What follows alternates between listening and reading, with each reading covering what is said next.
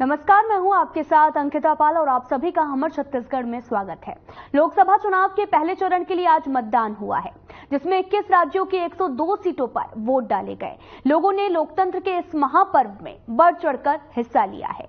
इन 21 राज्यों में एक राज्य छत्तीसगढ़ भी रहा, जहां पर बस्तर सीट पर चुनाव हुआ है। बस्तर सीट घोर नक्सल प्रभावित सीट है और ऐसे में यहां पर सुरक्षा के भी कड़े इंतजाम किए गए। सुरक्षा के बीच में लोग, आपको बताते चले कि बूथों पर पहुंचे, मतदान किया। बस्तर में मतदान के दौरान नक्सलियों की किसी भी तरह की साजिश कामयाब नहीं हो सकी। बस्तर संसदीय क्षेत्र में मतदान लगभग शांतिपूर्ण ढंग से संपन्न हो गया है। आपको बताते चले कि पहले चरण के लिए मतदान अब संपन्न हो चुका है।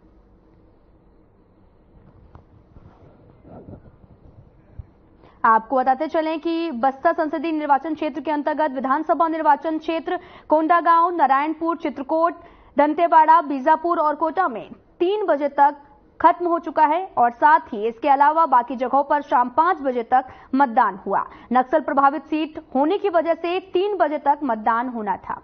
आपको बताते चलें कि कोंडागांव, नारायणपुर, चित्रकोट, दंतेवाड़ा, बीजापुर और कोटा में 3 बजे तक चुनाव हुआ है, जहां पर मतदाताओं ने जमकर वोट किया। और साथ ही आपको बताते चलें कि बस्तर में 3 बजे तक 58.14% मतदान हो चुका है।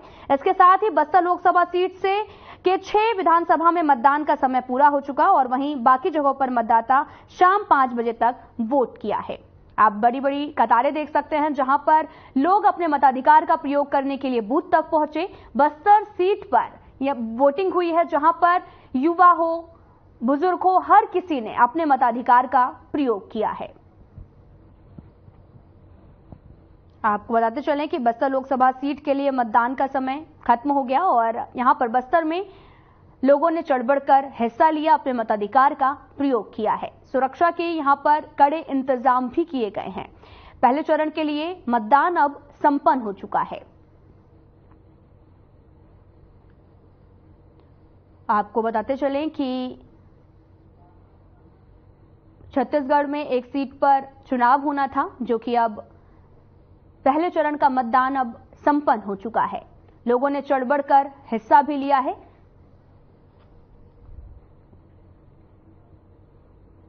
और वहीं आपको बताते चलें कि जिले में सोमवार को पुलिस की बड़ी कामयाबी भी मिली थी। नक्सली बंद के लिए आपको बताते चलें कि 26 नक्सली संगठन भी छोड़कर मुख्यधारा में लौट आए। आपको बताते चलें कि आज चुनाव जो है वो संपन्न हो चुका। पहले चरण का चुनाव बड़े ही शांतिपूर्वक संपन्न हो चुका है।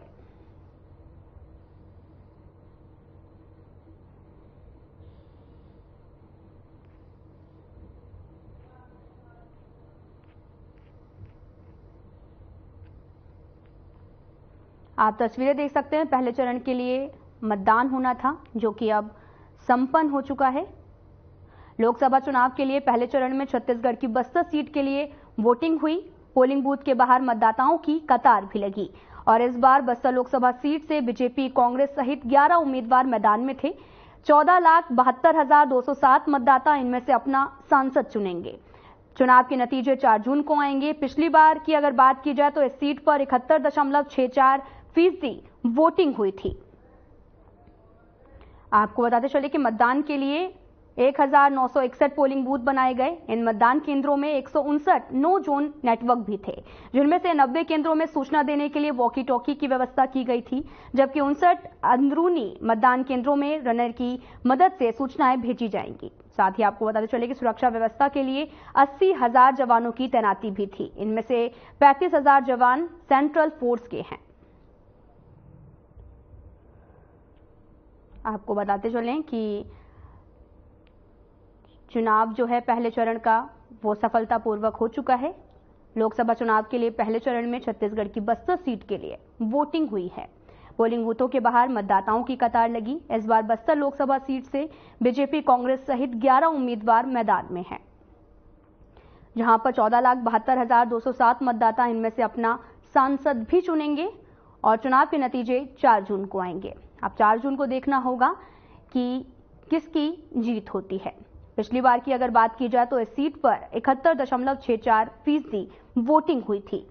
तो वहीं अगर इस बार की प्रतिशत की बात की जाए तो 3 बजे तक 58.14% मतदान हुआ है। पिछले बार के मुकाबले इस बार काफी कम मतदान हुआ है। इसके साथ ही बस्तर लोकसभा सीट के 6 विधानसभा में मतदान का समय भी पूरा हो चुका और उसके बाद में बाकी जगहों पर शाम 5 बजे तक वोट डाले गए हैं।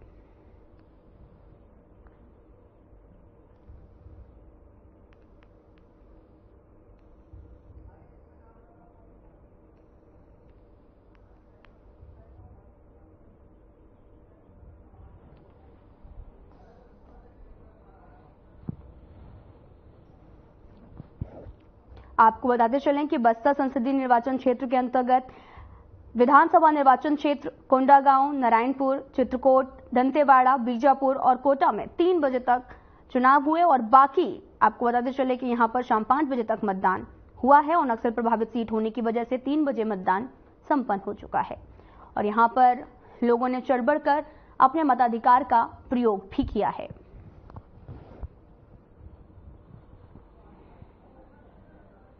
यहां पर सुरक्षा व्यवस्था भी चाक चौबंद की गई और वहीं अगर बात की जाए बीजापुर की तो बीजापुर के थाना उसूर क्षेत्र के अंतर्गत गलगम क्षेत्र में एरिया डोमिनेशन पर भी निकले जवान Devendra Kumar Sethia UBGL shell blast होने से घायल हो गए थे, जिनको उपचार के लिए भर्ती कराया गया और साथ ही देवेंद्र कुमार सेठिया बलिदान हो गए हैं। बीजापुर में निर्वाचन में लापरवाही बरतने की शिकायत भी पाई गई, जो कि सही पाए जाने पर जिला निर्वाचन अधिकारी ने 2 कर्मचारियों का निलंबन पर भी कार्रवाई की है। निलंबन अवधि में कर्मचारियों का मुख्यालय पर पंचायत कार्यालय और जनपद पंचायत कार्यालय बीजापुर निर्धारित किया गया है।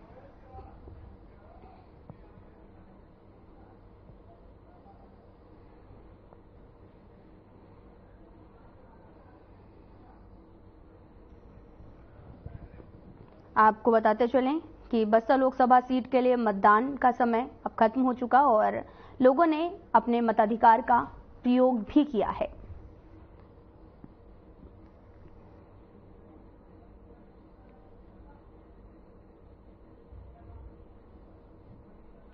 आपको बताते चलें कि वोटिंग का काउंटडाउन भी अब शुरू हो चुका है और साथ ही छत्तीसगढ़ की पहली सीट पर, जो कि बस्तर सीट है, जहां पर चुनाव अब संपन्न हो चुका है।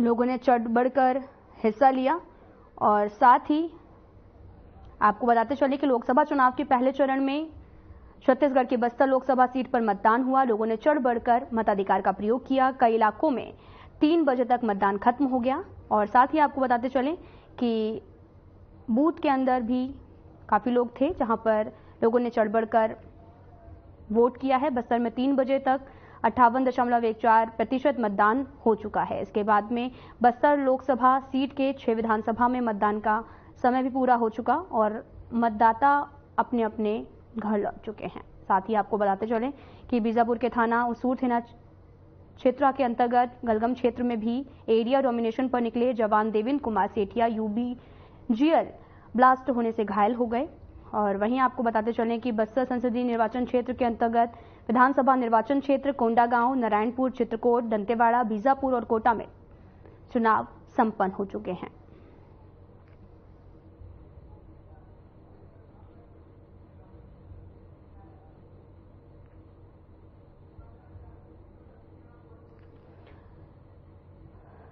आपको बताते चले कि लोकसभा चुनाव के पहले चरण में छत्तीसगढ़ की बस्तर सीट के लिए मतदान खत्म हुआ। शाम 5 बजे तक लोकसभा सीट पर 63.41% मतदान हुआ और अभी आपको बताते चले कि ऐसे में मतदान का प्रतिशत अभी भी बढ़ सकता था और संवेदनशील क्षेत्रों से मतदान दलों की वापसी भी शुरू हो गई है।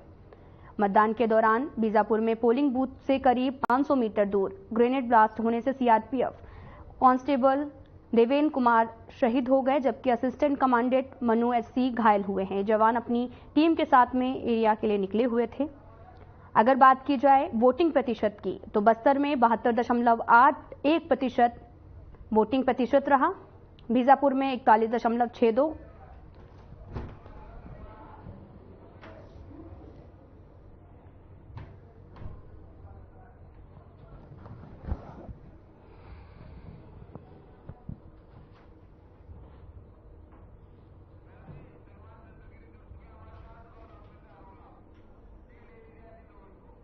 इसी खबर पर ज्यादा जानकारी के लिए हमारे संवाददाता सलमान और रामचंद्र जुड़ चुके हैं। सलमान, मेरा सवाल आपसे है कि आखिर बस्तर लोकसभा सीट पर मतदान अब खत्म हो चुके हैं, कितनी फीसदी वोटिंग हुई है इस बार? जी, आपको बता दूं कि बस्तर में जो पहला चरण का चुनाव था 19 तारीख का, वो कंप्लीट हो चुका है।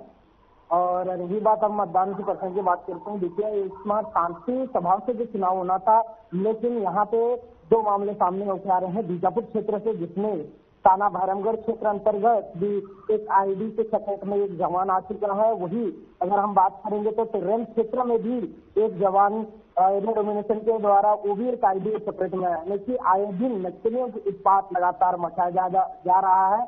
जहां हम बात करते हैं कि सुरक्षा की, क्योंकि सुरक्षा बलों के द्वारा काफी सुरक्षा यहाँ पे जताई गई है, लेकिन यहाँ पे जिस तरीके से जवानों के ऊपर जो आईडी की चपेट में आ रहे हैं, नक्सलियों ने कहीं ना कहीं घात लगा के रखा हुआ था, जिसमें इस प्रकार के चुनाव के दिन में भी कोई शांत जो माहौल होता है वो नहीं दिख रहा है।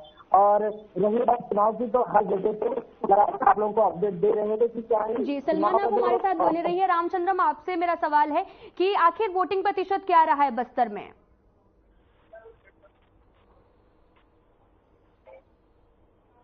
तो कनेक्ट नहीं हो रहा है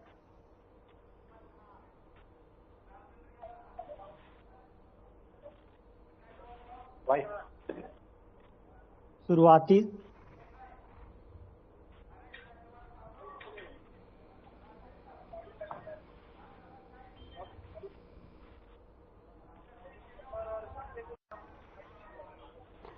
रामचंद्र जी, आपसे मेरा सवाल है कि आखिर क्या वोटिंग का प्रतिशत रहा है? मेरा सवाल आपसे है। 3 बजे के मतदान के बाद जो प्रशासन ने हमें जानकारी दिया है, 39.67% यहाँ वोटिंग मतदान जो प्रशासन की ओर से दिया गया, वही वोटिंग प्रतिशत कल भी बढ़ेगा, क्योंकि कुछ ऐसे क्षेत्र है जहाँ अति संवेदनशील क्षेत्र, वहाँ की पोलिंग बूथ जो मतदान कर्मी है वो जिला मुख्यालय पहुंचे। ये वजह है कि पूरे जो प्रतिशत है वो उसकी बढ़ने की संभावना। लेकिन इस बीच जो घटना एक उसूर गलगम क्षेत्र से निकल कर आया है, जो सुरक्षा में लगे जवान एरिया डोमिनेशन के दौरान जीवीजीएल की जो सेल पट्टी से घायल हुए थे, जो जिले के मुख्य निर्वाचन अधिकारी कलेक्टर अनुराग ठाकुर पांडे जी ने उन्होंने संवेदना व्यक्त किया। उन्होंने ये भी कहा कि प्रशासन पूरी मुस्तैद थी कि ताकि चुनाव जो है शांतिपूर्ण ढंग से लेकिन नक्सलियों की ओर से जो लगातार आज एक आईडी प्लस जो बैरमगढ़ क्षेत्र में, तो वही ये जो घटना भी हुआ है दुखद भी कह रहा है। जी सलमान, आपसे मेरा सवाल है कि कोंडागांव, नारायणपुर, चित्रकोट और दंतेवाड़ा, बीजापुर और कोटा में 3 बजे तक चुनाव संपन्न हो गया, तो वहां पर सुरक्षा व्यवस्था की क्या बंदोबस्त थे?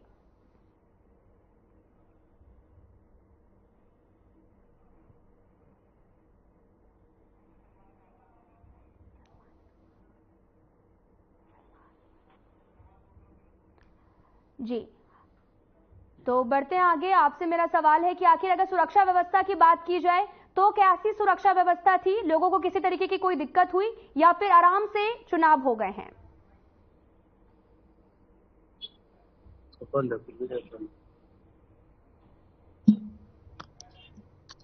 आपको बताते चलें कि बस्तर संसदीय निर्वाचन क्षेत्र के अंतर्गत विधानसभा निर्वाचन क्षेत्र कोंडागांव, नारायणपुर, चित्रकोट और साथ ही दंतेवाड़ा, बीजापुर और कोटा में 3 बजे तक चुनाव संपन्न हो गए हैं। लोगों ने अपने घर से बाहर निकलकर मतदान किया है, अपने मताधिकार का प्रयोग किया और साथ ही बस्तर सीट पर अब वोटिंग खत्म हो चुकी है। सुरक्षा के यहां पर कड़े इंतजाम भी किए गए। तो हमारे संवाददाता सलमान जुड़ चुके हैं। सलमान, अगर सुरक्षा व्यवस्था की बात की जाए तो क्या सुरक्षा व्यवस्था थी?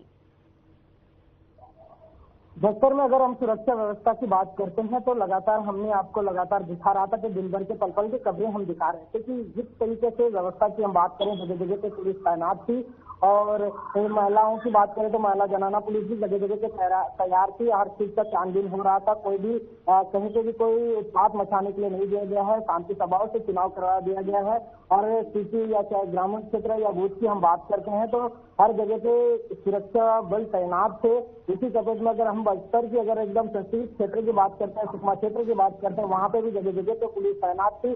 जितने भी सुरक्षा बल कार्य जो थे वो लोग लगातार लगे हुए थे। हमने हर जगह का अपडेट ले रहा था, लेकिन उसी बीच में जिस तरीके से आपको बात अभी जो निकल के आए तिर्रेमा और बहरमगढ़ की, इसमें एरिया डोमिनेशन की वजह से इतनी बड़ी जो आईडी में चपेट में आए, अन्यथा हर जगह पे सुरक्षा की कड़ी व्यवस्था कर दी गई। जी सलमान, आपसे ये भी जानना चाहेंगे कि क्या अहम मुद्दे हैं वहां के जो इसको लेकर जनता वोट करने के लिए गई?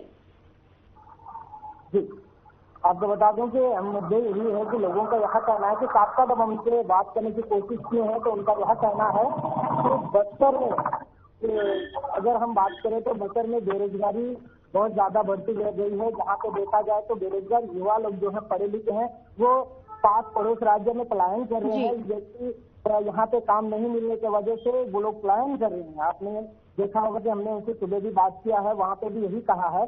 और यहाँ वो सबसे बड़ी समस्या है। और रही बात मूलभूत सुविधा ग्रामीण क्षेत्रों की अगर हम बात करते हैं तो ग्रामीण क्षेत्र के लोगों का यह कहना है कि जो मूलभूत सुविधाएं होते हैं लास्ट स्टोर तक नहीं पहुंच पा रहे हैं। तो ऐसे प्रत्याशी को हम उनके सामने खड़ा करेंगे कि लगातार हमारे जो विकास के कार्यों को ध्यान से देखें और विकास के कार्यों में कहत बताए एक नेता हमारे साथ हमेशा बने रहे, ऐसा एक अच्छा गुण वाला और मिलनसार हो, ऐसा उनका एक उम्मीद लेकर इस बार वोट डालें।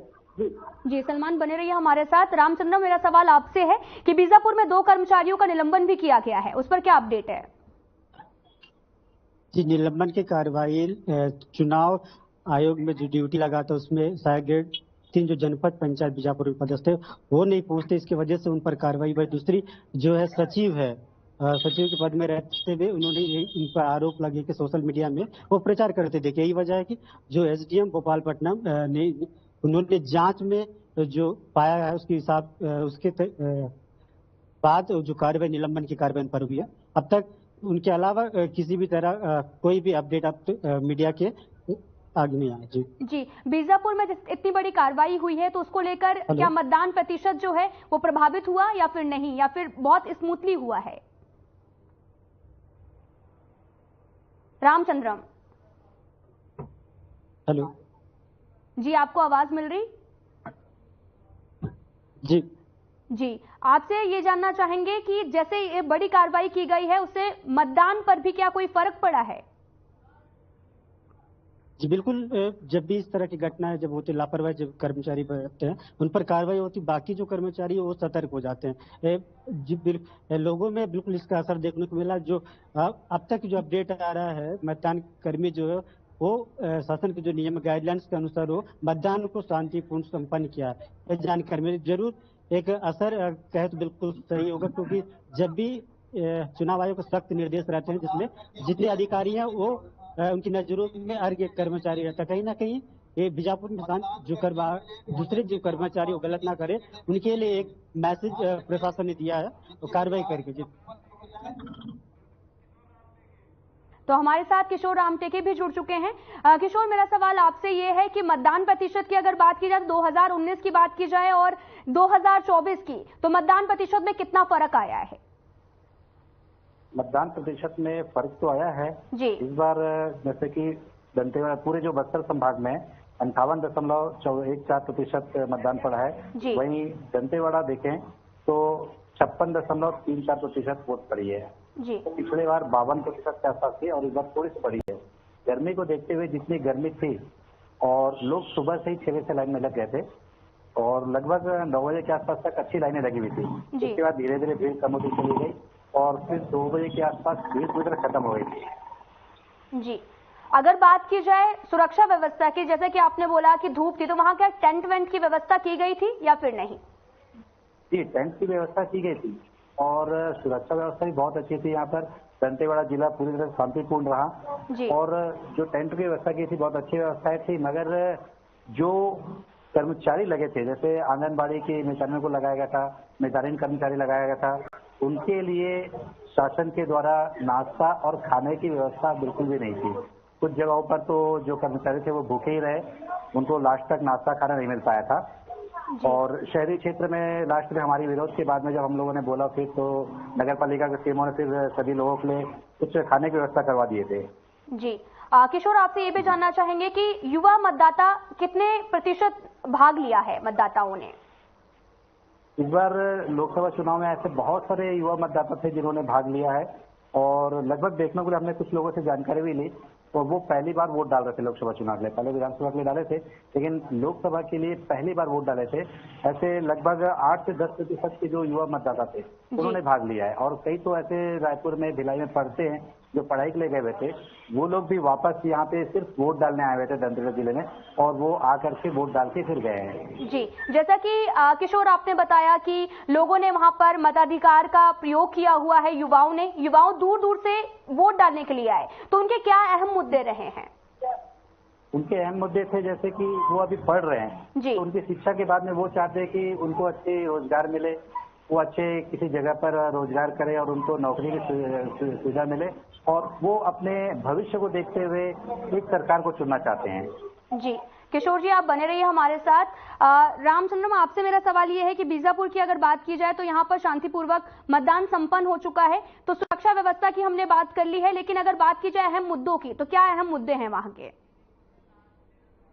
जी, मुद्दों की अगर बात करते हैं, महिलाएं लगातार ये कह रही थी सशक्त जिस तरीके से महिलाओं के लिए जो योजनाएं केंद्र सरकार की होनी चाहिए, जो राज्य सरकार को होनी चाहिए, जो केंद्र के टाई अप के बिना राज्य सरकार भी जारी करती, इसमें लोग चाह रहे थे कि कुछ अच्छे और बनाए। जो वर्तमान स्थिति जो महिलाओं के लिए जिस तरह की योजनाएं सरकारें लाती है उसमें सुधार करे। वही युवाओं की अगर बात करें तो रोजगार की बात करते, क्योंकि कुछ युवा ये भी कहते हुए दिख रहे थे कि हम वोट देंगे, सरकार बनेगी, अच्छे नेता चुनेंगे तब जाकर हमारे लिए रोजगार बनेगी। वही नए वोटरों की बात करें तो कुछ तो ऐसे हमने बात भी किया है, उनका साफ कहना था कि पहली बार वोट दे के उन्हें खुशी होती है। वो कह रहे कि जो चुनाव है वो अच्छे नेता के लिए वोट बात करे और अच्छे नेता बने, अच्छी सरकार बनाओ, युवाओं के लिए कुछ काम करे। ये बातें हमें हर खबर में वो कहते हुए दिखे। जी सलमान, मेरा सवाल आपसे है कि आज मतदान हो चुका है बस्तर में, तो किसके पक्ष में लग रहा है कि किसकी जीत होगी?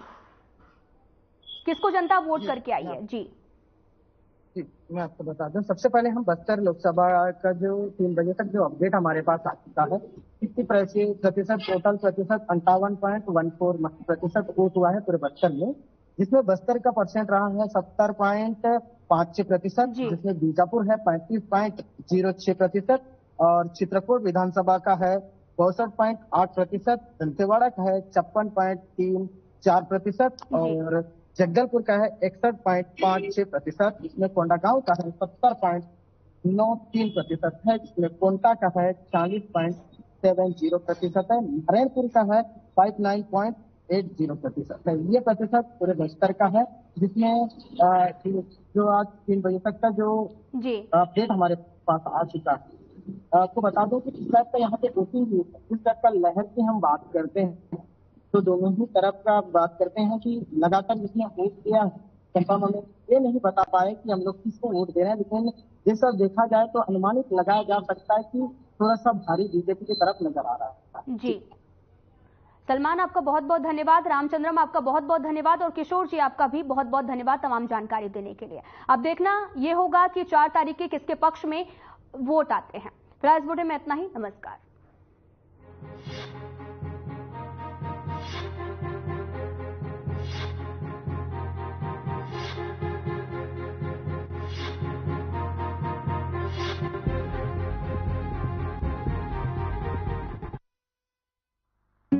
Hey, Mom. Hey.